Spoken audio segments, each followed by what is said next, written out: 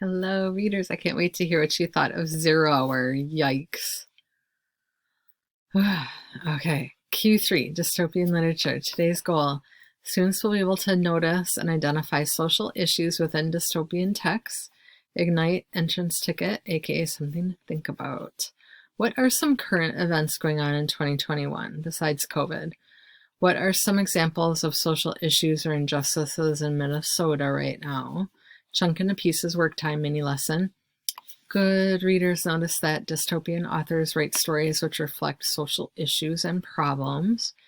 Age, gender, ethnicity, human rights, injustice, oppression, poverty, healthcare, spying, government control, space exploration, all summer in a day, bullying, all summer in a day, tradition and conformity, the lottery, foreign invasion, 0 hour.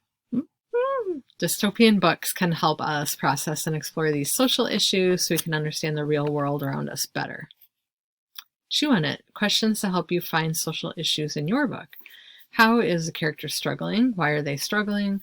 How do my characters react to oppression or injustice? Who has the power in my book? Or a short story. Who is being rejected? What is fair? Review. Exit ticket. Q1. What are 2 or more social issues going on in 2021? Wait. Yeah. All right. Some social issues that are present in 2021 are Q2. What social issues are you seeing in your dystopian novel? The book or short story I chose to read for this quarter is The Social Issues I See in My Book Are. Q3. How are the characters in my book being oppressed or experiencing injustice? The characters in my book are oppressed because of, or the characters in my book are seeing injustice from.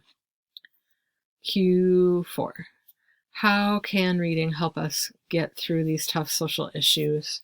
Reading stories about our current world can help us because.